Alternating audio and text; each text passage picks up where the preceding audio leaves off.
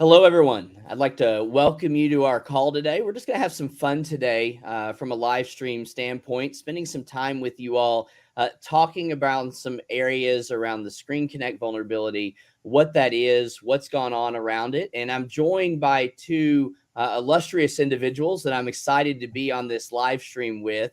Then I'm going to give them an opportunity to introduce themselves. Dragos, why don't we start with you? Why don't you spend just a couple of seconds telling a little bit about who you are, your background, and where you come to us from. Hello, I'm Dragos Teodor. I'm the Vice President of Threat Research in Bitdefender.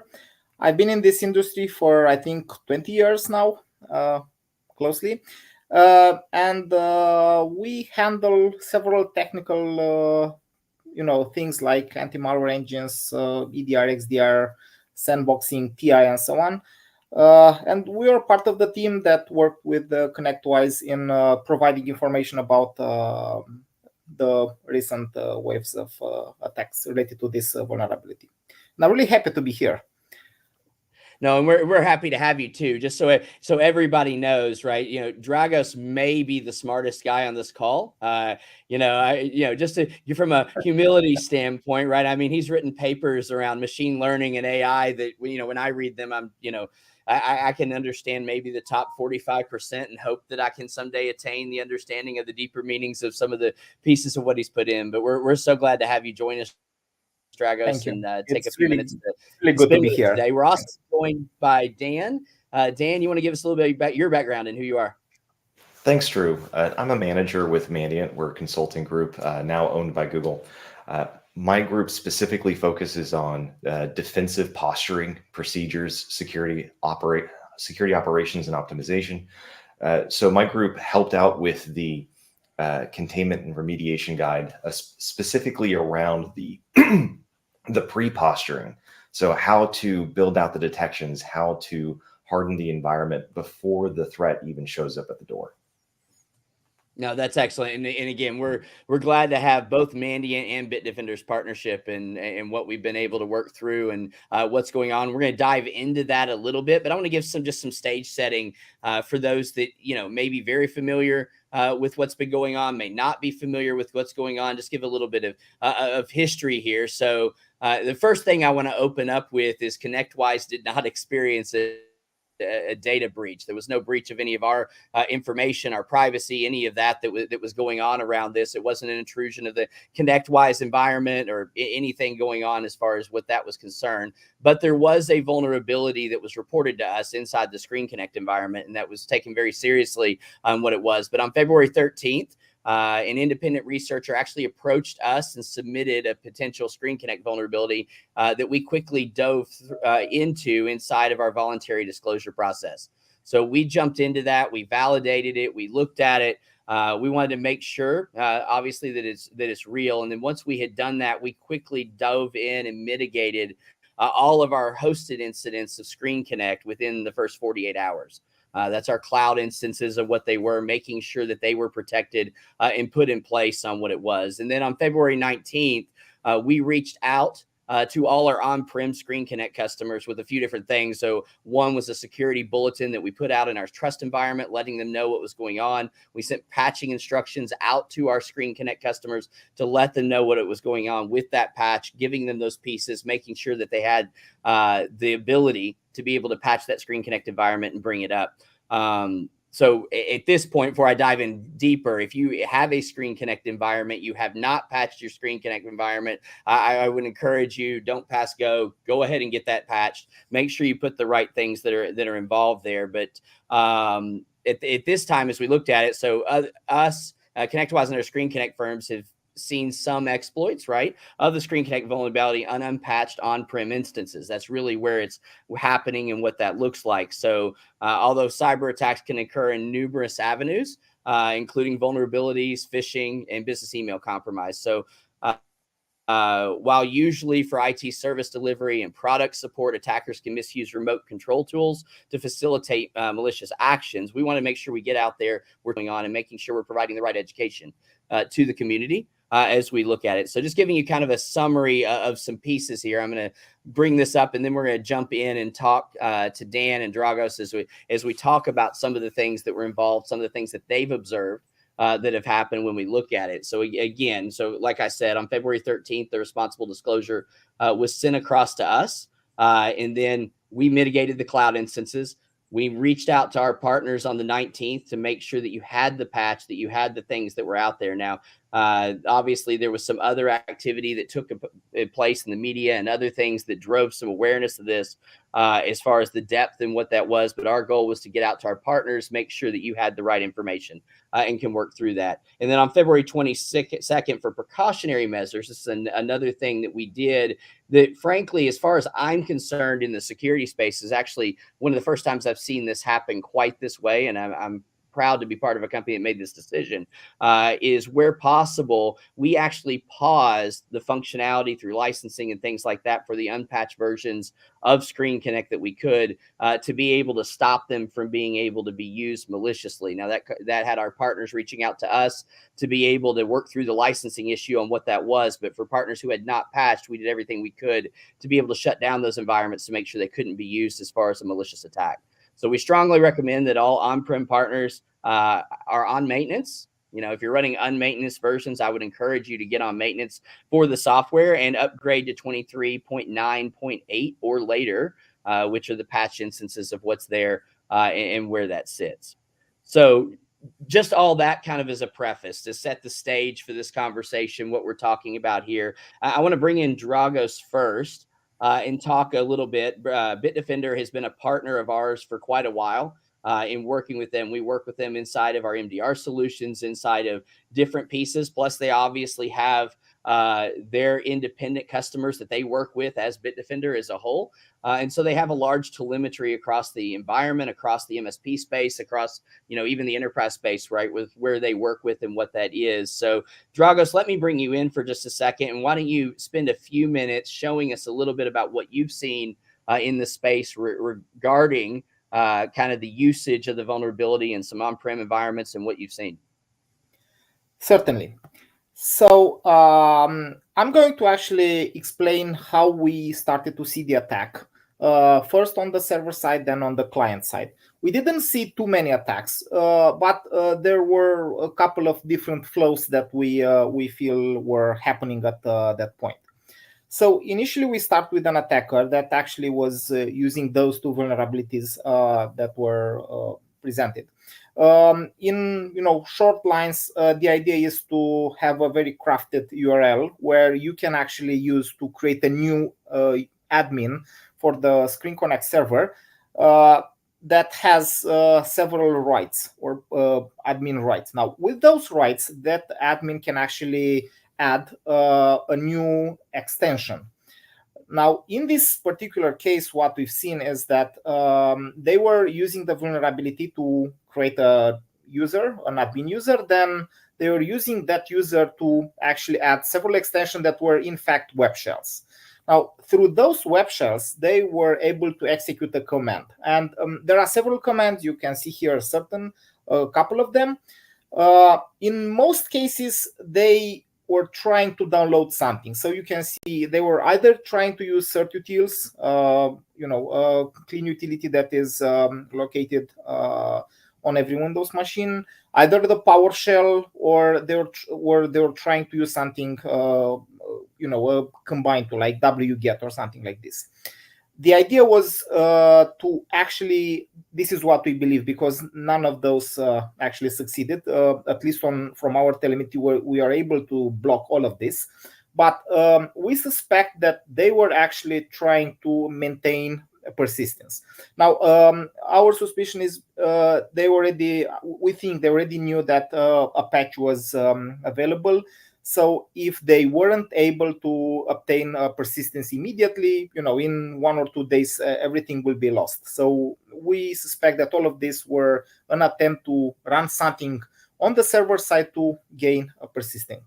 We also seen one case where they were trying to actually download the miner, an XMRig. In this case, we think that they were kind of hoping for some sort of financial gain. Again, it was also detected and blocked in our case. Now, once this is done, they were also starting to use the administrator user to run a command on the local endpoints through the management capabilities.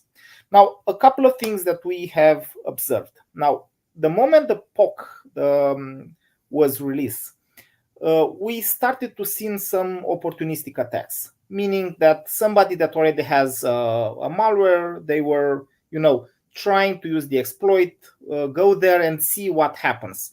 When I say see what happens, it doesn't mean that they, try to do an attack being prepared. It was more like, well, we've seen this vulnerability. Let's see, maybe we can find somebody that didn't patch it.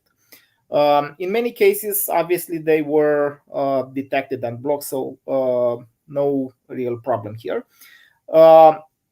A couple of days after this, we actually observed a more targeted attack that we associate with the Fin8 group, where they didn't just use a known ransomware, but they also prepare some evasion techniques.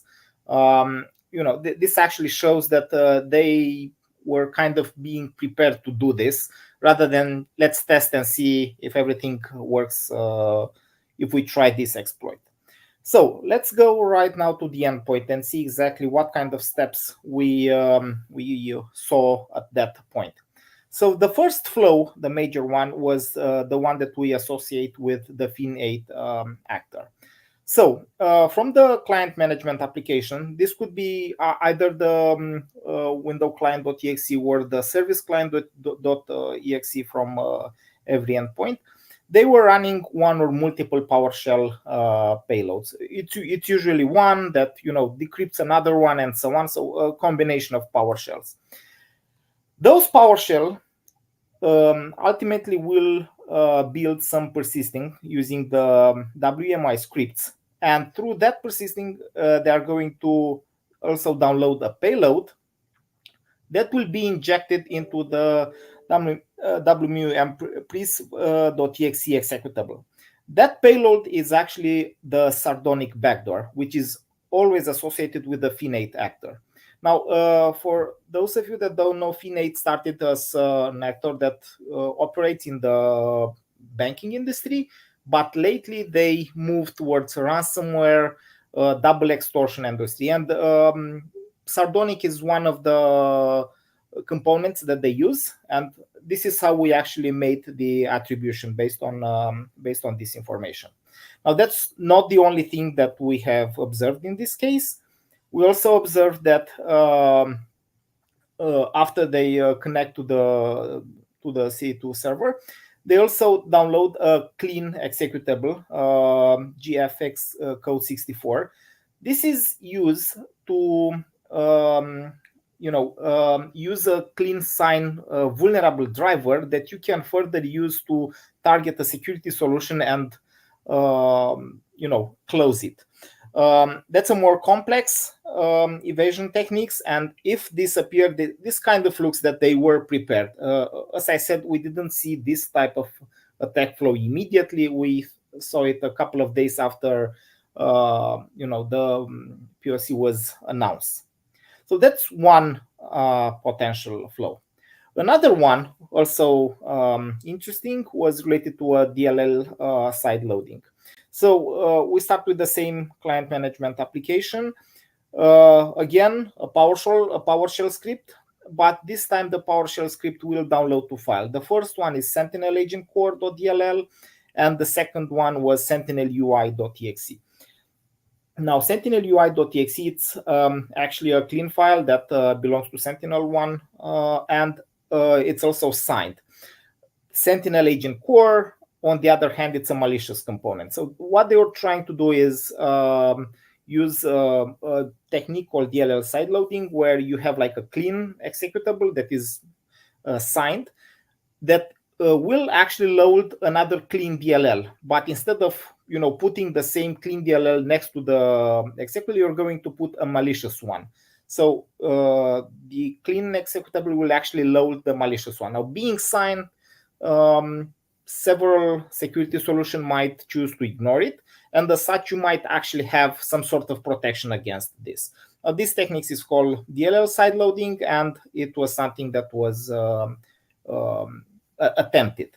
Now, we also saw that even if they didn't succeed with this scenario, after a while, they just try to download only one file, sentinel-ui.exe, without the sentinel agent core.dl. While we don't have the file yet, we suspect that in that particular case, they were, trying to download the malware that was renamed in this case, because the DLL side loading doesn't make any sense at this point. So that's the second flow that we have observed. The third flow is, we start with the same client management application, but this time they actually downloaded the ScreenConnect updater.exe. That's an application that looks to be actually sent directly to the client, and that's a malicious application. And as far as we can see, it's related to the VDAR stealer. VDAR stealer, it's let's say a malware that tries to steal different kind of information, like cookies or other type of password that it can extract from the system. So a little bit more focus on the data exfiltration in this case. We also saw that this component had some sort of meta-prettering component that was injected. We suspect that this attack was related to the moment where Metasploit actually added the support for ScreenConnect exploits. So we kind of feel like when this support was announced in Metasploit, somebody said, yeah, okay, it's there, let's try to test it and see if it works. Besides this, we also seen a couple of other attack flows that were, let's say, more simplistic. So we have the same client management application, and then they just try to run some comments. Most of them were related to a W script, where they try to run a JavaScript, or Visual Basic script, or a simple bash document. They have like 2 or 3 in this case.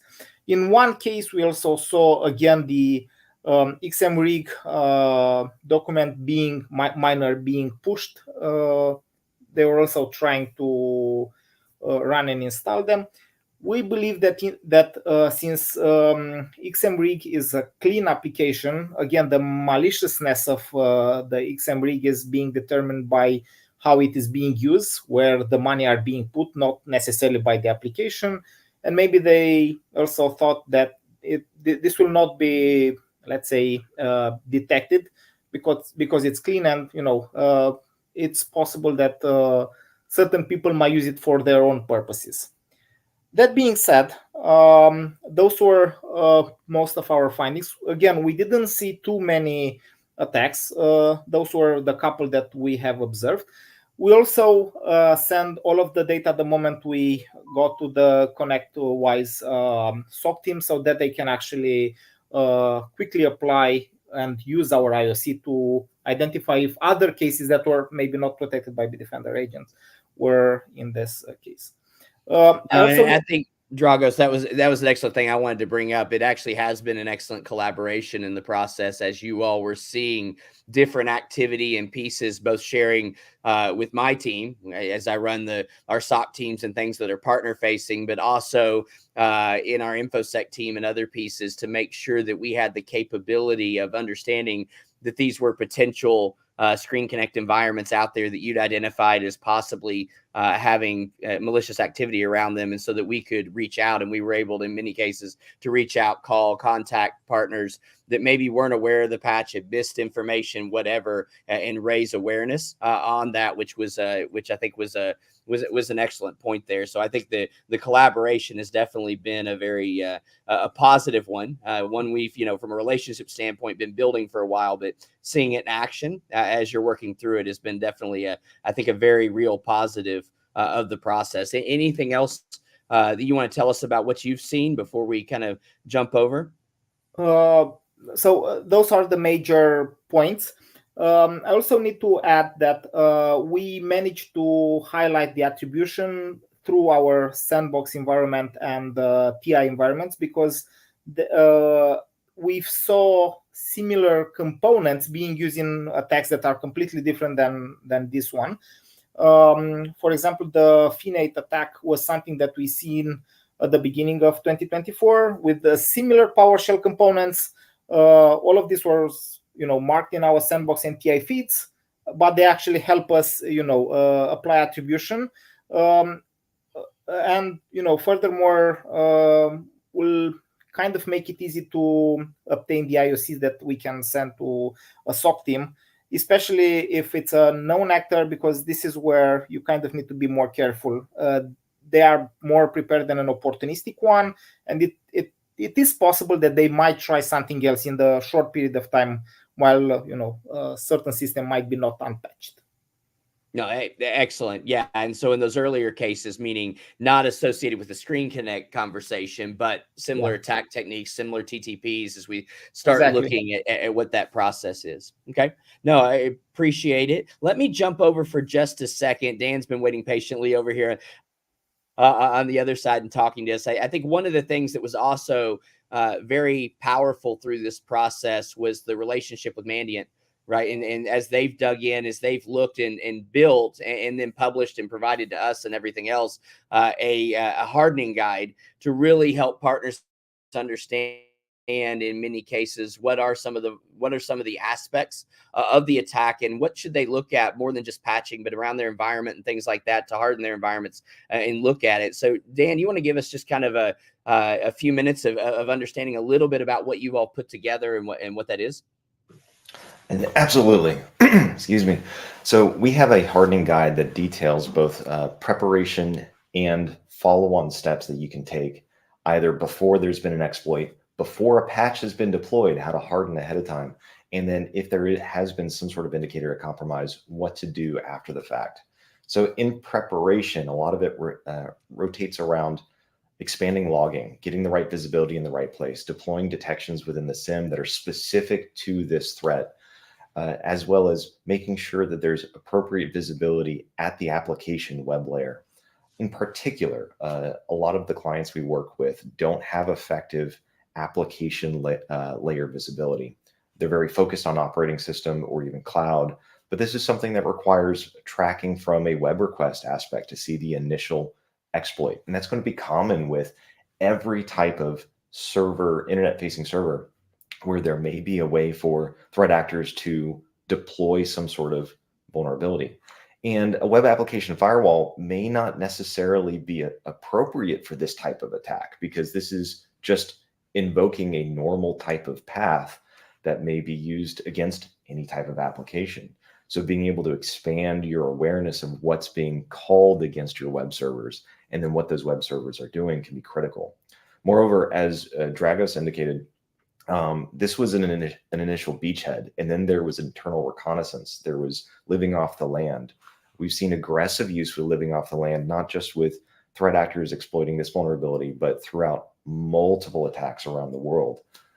So being aware of what type of Windows utilities are normal, what type of PowerShell scripts are normal, and then being able to alert to anomalies around that. So we have a remediation hardening guide available to the community. I strongly encourage people to go through it, even if you don't have ConnectWise, even if it doesn't necessarily impact you because you are on a different tooling platform. There's still hardening, visibility, posturing recommendations that are valid for everyone. In particular, one of the things I'd like to highlight is restricting egress for those internal control servers. So any of the servers that we all use to manage our environment, oftentimes they're set to be able to reach back to the vendor or reach back to certain environments for communications to third parties. Lock those channels down so that if a threat actor is able to compromise those machines, they're not able to chirp back to their own command and control architecture. That's an easy way to help trim down the impact of similar styles of exploitations or even supply chain attacks. No, that's excellent, Dan. And you actually mentioned, and I think that, I think for the whole community, right, regardless of where it is, right, when you start looking at your security controls and what you're doing, right, one piece, which is obviously comes up here is the patching conversation, right, and making sure that you understand. And I think that, we spend a lot of time helping train MSPs, our partners, around security and things like that. And I think one of the first things is know who your vendors are, right? And know what the lines of communication are. Where, are there places you should monitor? Are there places you get alerting? What does that look like? I mean, whether it's us with ConnectWise, but even in the broader scope, right? As you look at a lot of the vulnerabilities and things that kind of come out of the place, I think the second piece is you mentioned visibility, right? When you start talking about visibility, and it's so clean, it's so important from a security standpoint to understand with any tooling, with any place, right? That you understand from your control standpoint, what is the visibility you need? Because if you don't have the ability to see an attack, it doesn't matter on any other level, you're not going to be able to respond. So, I mean, as you all looked in your hardening guide, right? Because I've read through it. It actually is excellent. It was well put together. I think Jessica, who's in the background on our team, is going to be sharing that here if she hasn't already, for everybody, with the link to it and how to get to it. But I think that as you look at it, right, and you think through what are the, could you speak just a second to some of the areas of visibility you think are really critical from a control standpoint that people look at just kind of in a normal environment to things like this? Sure thing. So along with that web server visibility, another item that often organizations miss is they'll have load balancers or some other network-based utility in front of the web servers. It's important to enable X-forwarded for so that the appropriate public IP address can actually make it into the logs that are getting into your SIEM, or also logging from the load balancer so that you can correlate from what the web servers are seeing and from the actual network activity. And this is where there may need to be a targeted increase in logging for a temporary period of time, forwarding the inbound web requests. That may be too intense for some organizations to have all the time. That can be a lot of data. It could be expensive depending on your SIEM license. But if you can tailor that for just the threat period until the patch is deployed, then you can have active monitoring for the threats that may be deployed against the vulnerable web servers. We also focus on expanding command line auditing. That's a very, very common one. And yet there's still a lot of organizations that have not enabled command line auditing. They have not enabled effective process auditing because, again, this was merely the beachhead. The real exploitation happened post ConnectWise in the environment as lateral movement was taking place. As Dragos mentioned, establishing that persistence, because they knew that they were going to lose access to this beachhead. Let's get in, let's implant ourselves, not necessarily just on the ConnectWise servers, but on other endpoints. So being able to get the visibility of, all right, where did these commands get run? And what were the command line arguments that were passed when these commands were run? Especially since the threat actors are aggressively using resident binaries already within the Windows environment, living off the land. No, and that's excellent. So a couple of things I want to mention to everybody. One is the link to Dan, to Mandiant's guide that's there, and what those are. Make sure you read through that. There's a lot of great information there. As Dan mentioned, regardless of this vulnerability or any other, there's a lot of learnings that can be used there inside your environments and where they are. The second thing, from a ConnectWise standpoint, I would always encourage you to be aware of what's going on our trust site, which is connectwise.com/company/trust. We'll get you to that site. That's going to allow you to have a lot of information about things that are going on at ConnectWise related to security and related to what's going on with products, new patches, things like that that are critical for you to be aware of and where those are. You can actually subscribe as well to that to receive notifications from that as well, and some other places. So I would encourage you to really look at that, be familiar with that, and understand what's going on there. And then lastly, I think I would encourage anybody, if you have an on-prem ScreenConnect server and you have not patched, as we were mentioning earlier, go out and get that done immediately. I would encourage you to dig in. If you need assistance from the ConnectWise team, reach out to us so that we can help you. We've got a lot of guidance on what can be there, as well as anyone else that we can help point you to as you dig through that. But in either case, if you have not patched your on-prem environment, get it done immediately. Like, get off this live stream, go patch your environment, and then we can continue to other conversations as we go through that. From a security kind of metric standpoint, right? I think that, Dragos, you mentioned, right, that a lot of this activity was in the upfront pieces, what you all were able to visualize and see, and then a lot of it tailed off as they looked at it. So a lot of it is making sure that the patching is done, because there will be people out there scanning, looking for unpatched environments. But I think also, making sure you're aware that if you have had an unpatched environment, that you check, that you investigate your environment. And again, that Mandiant's hardening guide will help you there. I think if you look at it, I think also, let me ask one more question, Dragos, of you, as you all look at it, any advice, as you start looking at lessons learned, things that organizations that have done this, not so much about just the ScreenConnect environment, but if they look at really kind of protecting themselves, any additional thoughts that you have about, things that they should look at, be aware of as they're digging into it? Yeah, certainly. So first of all, it's important to understand how, let's say, the bad guys think. And all of these, let's say, opportunistic attacks, they don't know exactly what they are going to find there. They just know the entry point. So this could actually be let's say, sort of opportunity for us to, push back.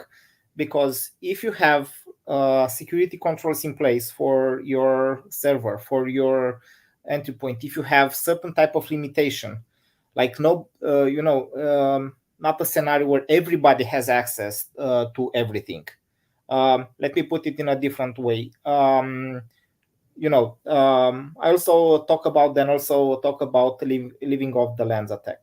But as a general concept, if you never ever used PowerShell on some endpoint, then it should be suspicious if suddenly somebody starts using it, if you never use it, or if you know that your job within certain organization is limited to, I don't know, just looking at some emails, or you're part of the HR department, let's put it like this. So you're not necessarily into any IT stuff. Then certain type of capabilities that operating system provide that can also be translated into some risks that are being pushed or used by the bad guys can be limited by application control, by other type of security controls. As Dan said, different type of hardening mechanisms that will actually project a better security. So that is one thing. The second one, I do believe that is absolutely necessary for every organization, once they know that there is a potential risk, to monitor more aggressively entry points. And when I say entry points, it's not just the entry point from from the potential risk, but maybe other related to the attack surface of that organization. That could be, as Dan said, enabling aggressive logs, whatever you have, enabling some SOC or MDR team to look at them more aggressively, because in these particular cases, time is of essence. If you manage to quickly identify something, if you manage to quickly disable something, keep in mind that the attacker doesn't necessarily know what he or she will find there. So they will need some time to actually understand your infrastructure, what kind of services you have there, and so on. And they're not going to immediately know that. So if you're faster than them, you can kick them out and, patch things until a patch or something else is provided. I also think maybe Dan has other ideas in this regard. Yeah, I was actually going to come back to Dan. As you look at kind of lessons learned, other things that you've seen, any last thoughts you want to share with us around kind of any of that? Absolutely. I want to emphasize that if you're faster than them, you can kick them out. Also, if you're faster than them, you can prevent them from getting in. So this is one of those opportunities where organizations have a heads up that a threat is on the way, so they can start posturing now before the threat shows up. So often with an incident response planning, it's focused very, very right of the incident. And then we have that preparation phase. And we say, okay, yep, we got our incident response plan. We're done with preparation. No. Preparation can start as soon as there's a notification that there might be a problem coming down the way. So one of the things you mentioned, Drew, is ConnectWise did a great job reaching out to make sure the customers were aware that there was this vulnerability, aware that there was this intel. Well, if I was a CIO or a CISO, I would start asking, why did I need to be told by my vendor? Why wasn't I not more proactive to identify that intel and get that escalated? That would be a metric that I would start driving. What is my mean time to intel escalation? Before the vulnerability is patched, there needs to be hunting to make sure that the vulnerability hasn't actually been exploited. Another metric I'd be looking at is how long did it take me to start deploying hunts to look for the potential exploitation activity? And what are the frequencies of the hunts that I'm able to support until the patch occurs? What is the time to deploy detections that are specific to this threat? And then my incident response team, can they and should they develop a tailored, specific IR plan in preparation, knowing that there's going to necessarily be a lag for patches to get tested, deployed, depending on the environment? Well, what can we think about now? How would we prepare in case this platform got exploited specifically, and then orient around the lateral movement that is absolutely going to happen? And then there's the follow-on through long-term posturing. Again, this is just an example of every 0 day that occurs. So what are some of the generic hardenings that can be deployed in order to prepare the environment more generally for any type of 0 day? How can we make it more difficult for the threat actor to operate? As Dragos mentioned, the threat actor doesn't necessarily know the insides of your environment. So if you can control and you can manipulate that environment to your advantage, then you can really be 2 steps ahead to interdict or even extricate the threat actor if they do show up. No, and I think that last point is key, right? If you start, regardless of whether you use, a framework like NIST, or you're using CIS, or you're using, something else, 27,000 ISO 27001, whatever your framework is you're driving for, and how you go that with those pieces. I think one of the keys, like you said, is make sure your controls are in place to buy you that time to give you visibility, which we talked about earlier. But I think also, and Dragos, you kind of mentioned this without saying this earlier, when we start talking about concepts of zero trust and least privilege, right? When we start looking at a network and making sure that devices and users' identities on the network don't have access to things they don't need to. Well, as you start limiting that attack surface, right, it limits the ability of the attacker to exploit that environment. Again, buys additional time, doesn't guarantee that someone maybe not gain access ever, but when they do, what can they see, right? And you limit that piece, which both of you are speaking to, which I think is a key piece as you start looking at how you harden your environment and walk through it. Well, with that, guys, I've really appreciated, first of all, the partnership with both your organizations on what we've done, as we walk through this, both, prior to this engagement, right? But also as we start talking about, this vulnerability and what's gone on around it in those pieces. So I really appreciate that. Secondly, I thank you for taking the time here to hop on with us, spend a good 45 minutes with us, just kind of talking through, giving our thoughts, educating the community a little bit on what that is. So again, I appreciate this time. I think that hopefully through this whole process, right, all of us have opportunities to learn and grow in drive. Security is not a destination, right? It's a journey, and we talk about it all the time with companies as you walk through that. So again, thank you very much for your time. Hope that you all have a great evening. And thank you everybody else who joined us to spend a few minutes on this live stream, talking a little bit about what's gone on around ScreenConnect in these pieces, but then also talking about more generally from a security standpoint about how you can harden and identify the places in your environment to be able to help you improve and drive. So with that, thank you all. Have a great day. Thanks.